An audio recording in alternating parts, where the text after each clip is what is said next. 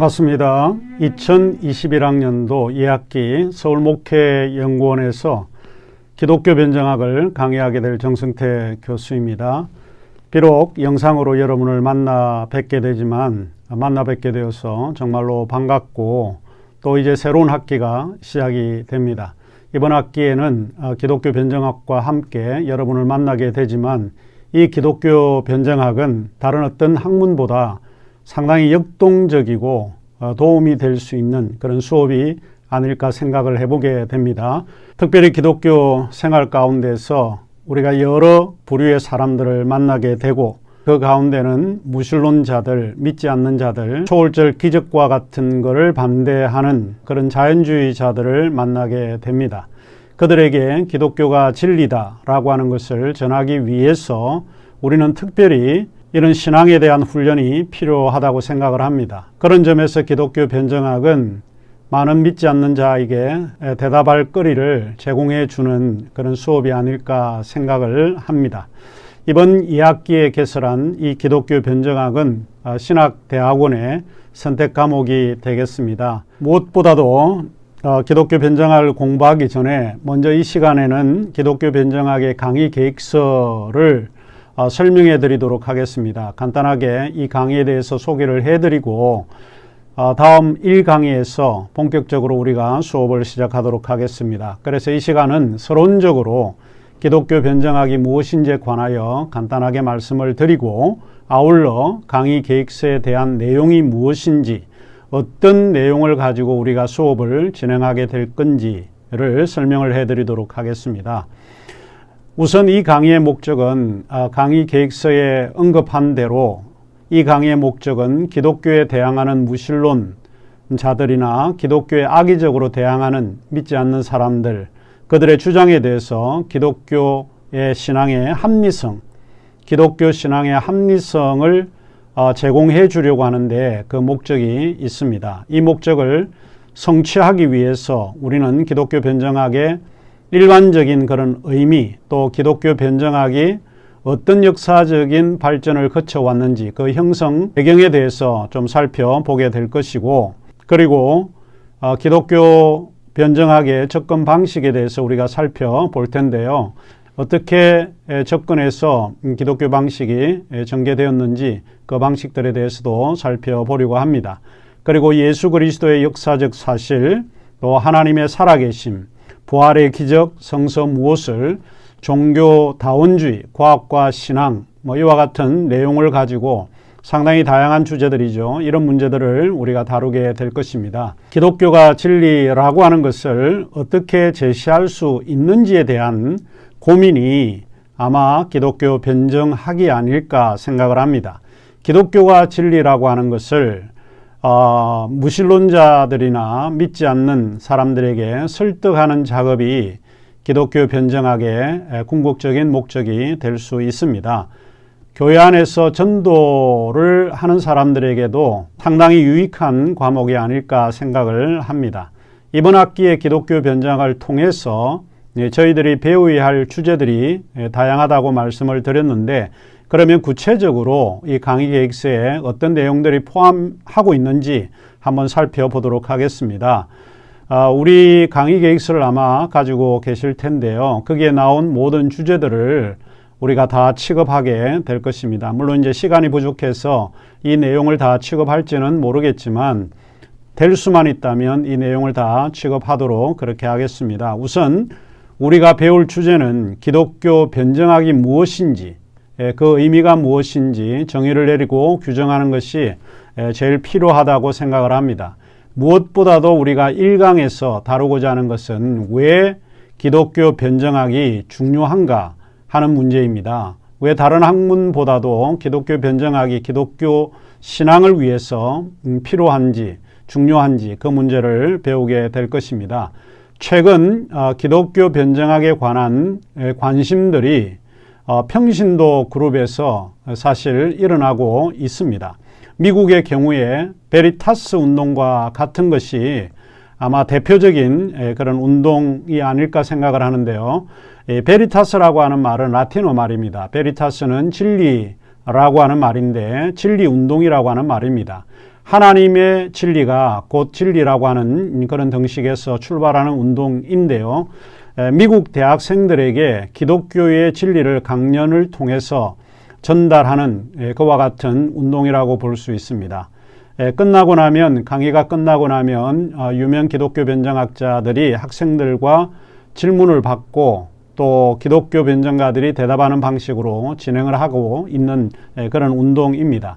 이처럼 기독교 변정학은 지금 현재 미국에서 또 영국에서 상당히 유익한 그런 운동 중에 하나다라고 하는 것을 기억하시면 좋을 것 같고요. 기독교 변정학은 역사를 가지고 있습니다. 기독교는 초대교회에서부터 시작을 해서 현재 이르기까지 기독교 변정학의 역사를 가지고 있는데 이런 내용들을 우리가 살펴보도록 하겠습니다. 기독교 변정학 역사라고 하는 것은 수많은 교부학자들이 그들이 배운 기독교의 진리를 많은 사람들에게 이야기를 하는 그런 내용을 가지고 있습니다. 그리고 기독교 변정학의 접근 방식을 우리가 또 배우게 될 텐데 기독교 변정학에는 아마 크게 두 가지로 구분되지 않을까 생각을 합니다. 하나는 적극적인 변정이 있고 하나는 소극적인 변정이 있습니다. 적극적인 변정이라고 하는 것은 상대의 주장과 논쟁에 맞서는 태도를 말합니다. 물러서지 않고 그것에 대한 약점이나 그것에 대한 주장을 경청하면서 반박하는 이런 것이 적극적인 방식이라고 볼 수 있고요. 소극적인 방식은 당하는 태도를 이야기를 합니다. 아무튼 우리는 기독교 변정학을 생각해 보게 될 때 접근 방식을 배움으로써 우리가 어떻게 접근해야 하는지에 어떤 지혜를 배우지 않을까 생각을 합니다. 그 다음에 기독교 변정학은 세계의 문화에 무관심하지 않습니다. 세계의 문화에 대해서 관심을 갖습니다. 세계 문화라고 하는 것을 다른 말로 표현을 하자면 그것은 세계관이라고 말할 수 있습니다. 이것은 그들의 세계관을 이해하는 것이 상당히 중요합니다. 기독교 세계만이 중요한 것이 아니라 그들에게 변정하려고 할 때에 그들의 세계관이 무엇인지를 배워야 하고 또 알아야만 합니다. 그래야만 우리 것과 그들의 것이 왜 차이가 있는지를 설명할 수 있기 때문에 그렇습니다. 기독교 변정학은 제가 강의를 오랫동안 해보니까 이 기독교 변정학의 학문이 상당히 많은 지식을 요구하고 있다라고 하는 것을 제가 알게 됩니다. 1강에서 말씀드리겠지만 우리가 알아야 뭔가를 이야기할 수 있습니다. 내가 모르고는 내가 가지고 있는 진리가 무엇인지 모르면 남에게 말할 수 없기 때문에 그렇습니다.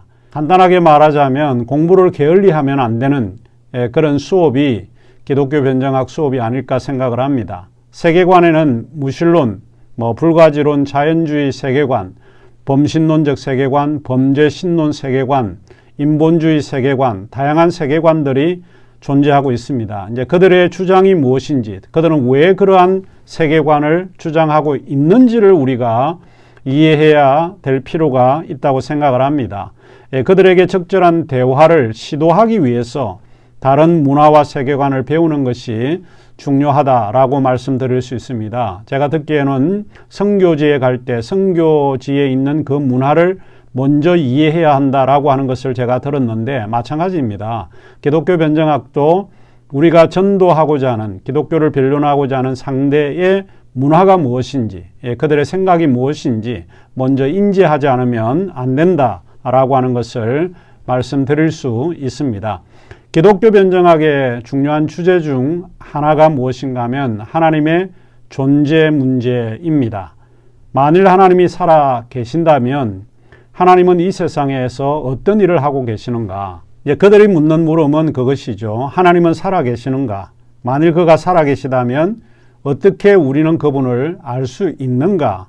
라고 하는 것을 묻게 됩니다. 많은 사람들이 자신이 가지고 있는 체험을 통해서 말씀을 드릴 수 있고 또 어떤 사람은 모태신앙에서 자라서 이런 거에 대해서 전혀 생각하지 않고 단순하게 그냥 받아들이는 이 믿음의 형태도 있습니다.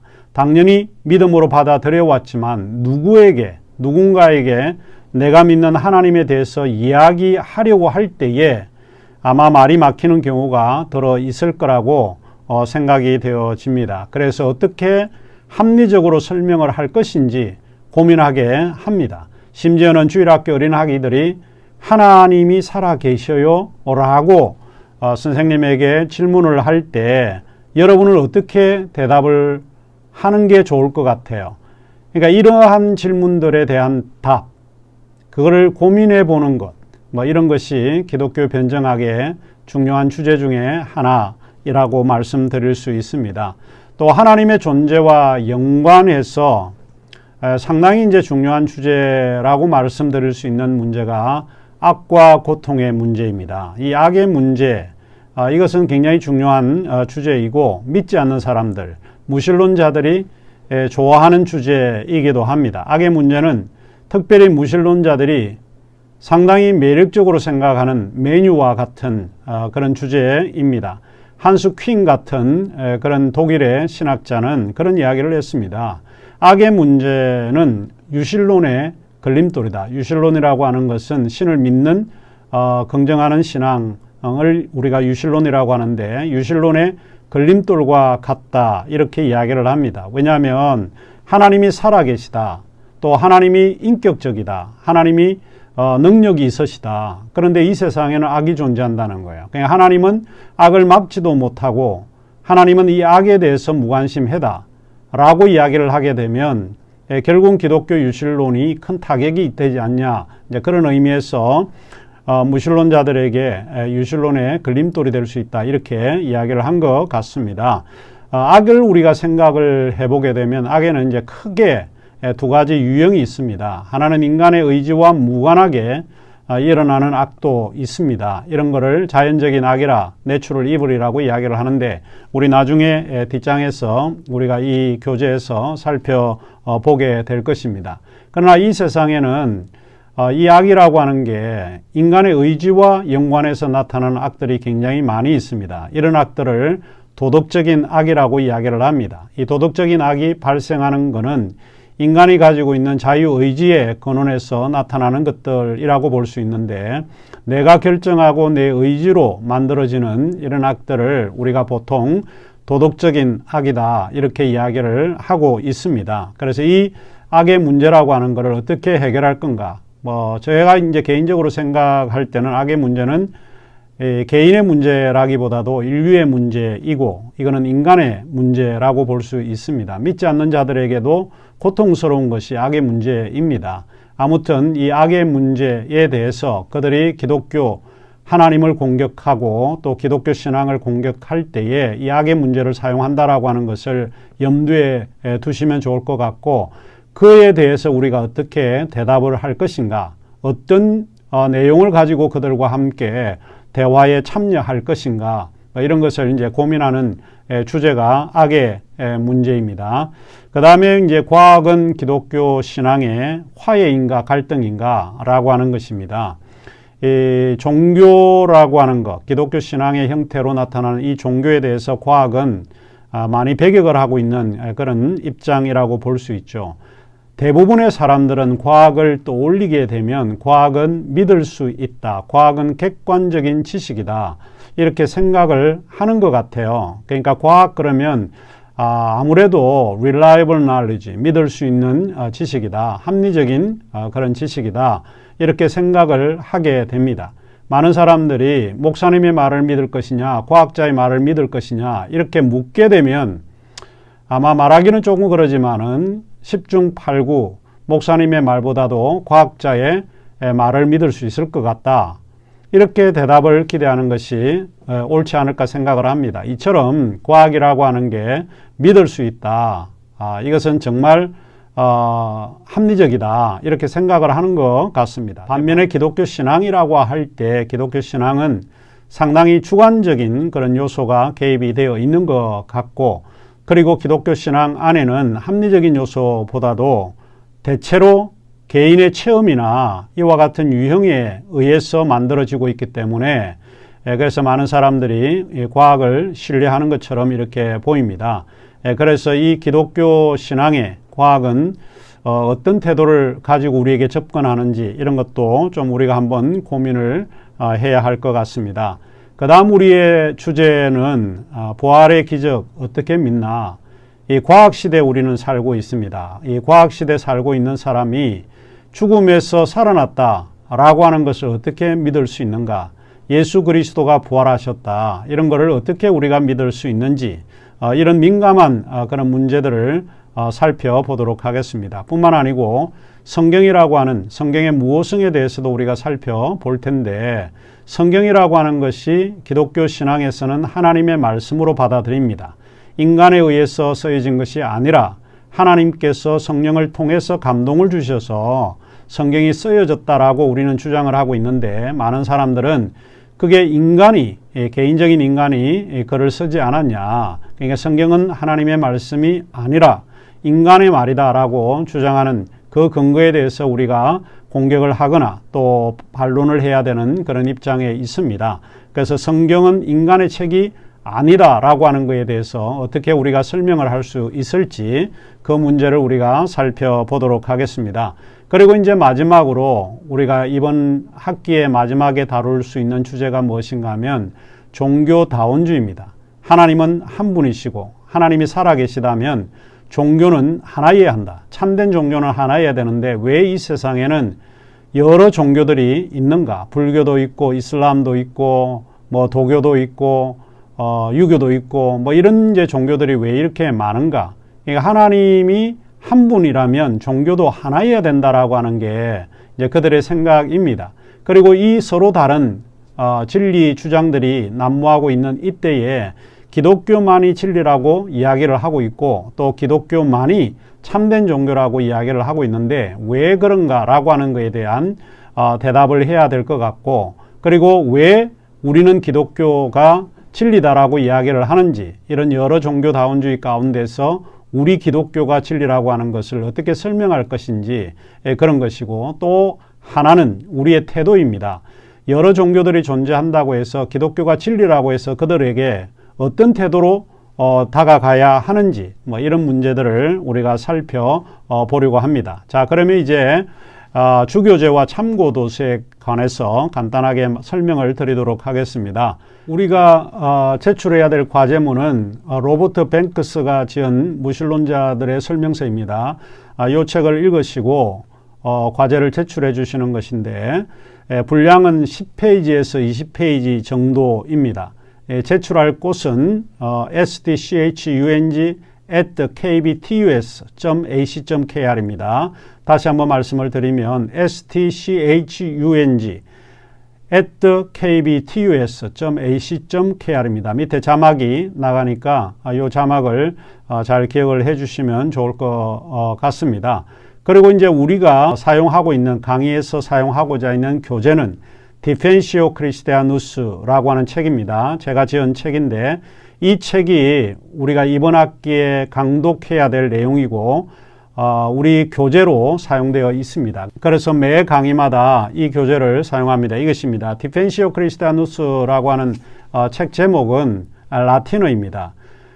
크리스티아누스라고 하는 것은 기독교라고 하는 뜻이고 디펜시오라고 하는 것은 영어의 defend라고 하는 말입니다. to defend. 그러니까 변론하다, 변정하다, 반박하다라고 하는 뜻입니다. 그래서 디펜시오 크리스티아누스. 물론 이제 크리스티아누스 디펜시오라고 말을 해도 됩니다. 왜냐하면 라틴어는 어순이 없습니다. 크리스티아누스 디펜시오라고 하니까 꼭 여성 이름이 떠올라서 제가 디펜시오 크리스티아누스입니다. 그리고 이 부제는 지성을 추구하는 신앙입니다. 우리가 믿고 있는 신앙은 합리적인 신앙입니다. 이것은 맹목적이고 맹신적으로 받아들이는 신앙이 아니라 우리가 믿고 있는 신앙은 합리적이다라고 하는 그런 의미에서 디펜시오 크리스티아누스, 지성을 추구하는 신앙이라고 제가 제목을 잡았다라고 하는 것을 기억하시면 좋을 것 같습니다. 3월 달에 나온 책입니다. 수정 정보판입니다. 조금 더 내용을 삽입을 했고 또 우리가 필요한 내용들을 더 언급했다라고 하는 것을 기억하시면 좋을 것 같습니다. 특별히 이제 출석에 관한 문제를 제가 언급을 해야 할 것 같은데 출석은 2문장에서 5문장, 5문장 정도로 매 강의 영상을 들으시고 메모를 해 두셨다가 마지막 기말 시험 때에 함께 제출을 해 주시면 되겠습니다. 제출물은 모두 sdchung@kbtus.ac.kr 제 이메일, 학교 이메일 주소인데 이곳으로 제출을 해주시면 되겠습니다. 출석에 관한 2문장 내지 5문장도 기말시험 때 같이 제출을 해주시면 되고, 그리고 중간시험이라든지 기말시험이라든지 독서 요약 보고서, 출석 문장, 이 모든 것들은 다 같이 저의 이메일로 보내주시면 감사하겠습니다. 자, 그러면 이제 잠시 후에 우리가 1강을 시작하도록 하겠습니다. 우리 강의는 디펜시오 크리스티아누스를 가지고 수업을 하겠다라고 말씀을 드렸는데, 이 책을 강독에 오시면 한결 수업이 흥미롭고 재미가 있지 않을까 생각을 합니다. 반드시 이 교재를 읽어오시면 좋겠습니다. 자, 그러면 이어서 수업을 시작하도록 하겠습니다.